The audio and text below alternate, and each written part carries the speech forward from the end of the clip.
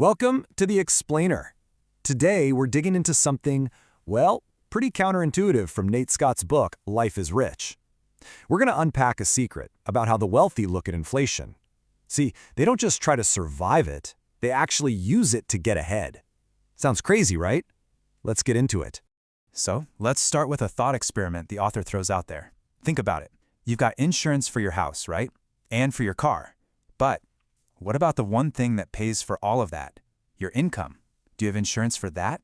It's a pretty eye-opening question, and it really gets you thinking about the real risks we face every day. And, one of the biggest risks out there, it's this hidden force that's constantly working against us. The author has this great name for it, the downward escalator. And here's the thing, pretty much all of us are on it, even if we don't know it. This analogy is just perfect. I mean, have you ever had that feeling? You're working your tail off, you might even be getting raises, but at the end of the year, you feel like you're in the exact same spot. It's like you're running on a treadmill just to stay put. That's the downward escalator, and it has a name, inflation. Let's break it down with something super simple, like a loaf of bread. The bread you're buying today, it's not magic bread. It's not tastier or healthier than the loaf you bought 10 years ago. It's the same thing, but it costs way more. That's inflation, plain and simple, right there in your grocery bag. So, here's the real kicker. It's not that stuff is getting more valuable. It's that your money is getting less valuable. Your dollars just don't go as far. And that pay raise you were so excited about, a lot of the time, that's just you having to jog a little faster on that downward escalator, just so you don't slide all the way to the bottom. Okay, so how in the world do you get off this thing? Well, according to the author, the first step is realizing there are other ways to go. You just need a new map. And that map is Robert Kiyosaki's famous Cashflow Quadrant. See, most of us were taught from day one to live in the E quadrant, to be an employee. But what Scott argues is that real game-changing wealth, that's not built there. It's built on the other side of the chart, in the B for business owner and I for investor quadrants. All right, now hold on, because this is where the whole idea flips on its head. The goal here isn't just to fight inflation or protect yourself from it. No, the claim is that you can actually turn this thing that's been working against you and make it your single biggest advantage. Seriously. And it all hinges on this one question.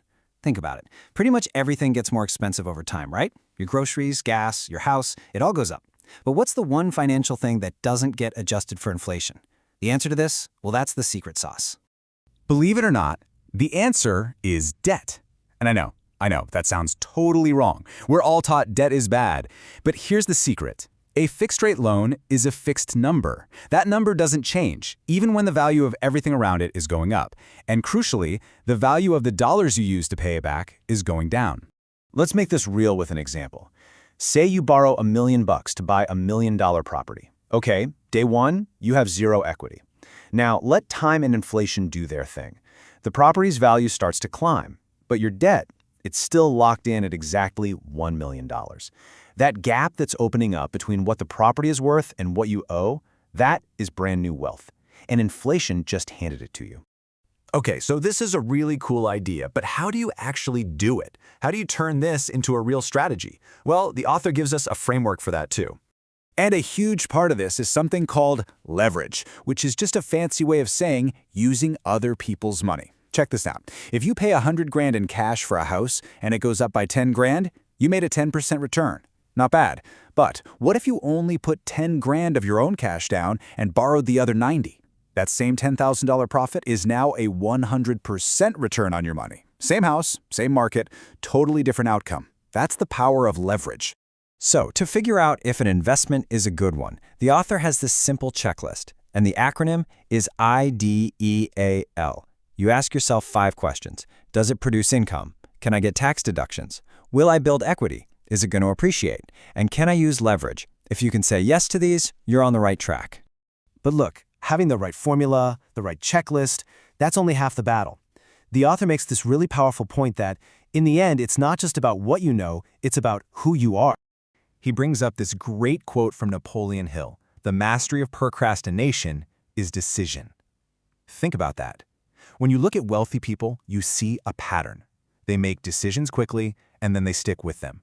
On the flip side, people who struggle financially tend to do the exact opposite. They take forever to decide, and then they change their minds all the time. And he pulls from his own military career to give us this leadership model, be, know, do, as the foundation for all of this. It's about being the kind of person who is competent and has character.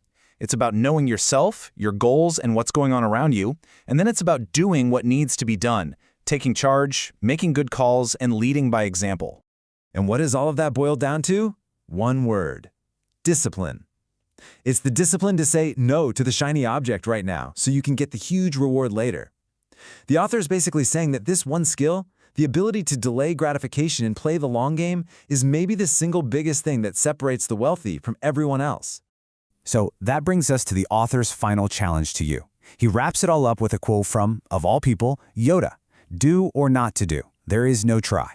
It's not about thinking about it or trying it out. It's about making a decision. So the question is, now that you've seen the map, what's your decision going to be?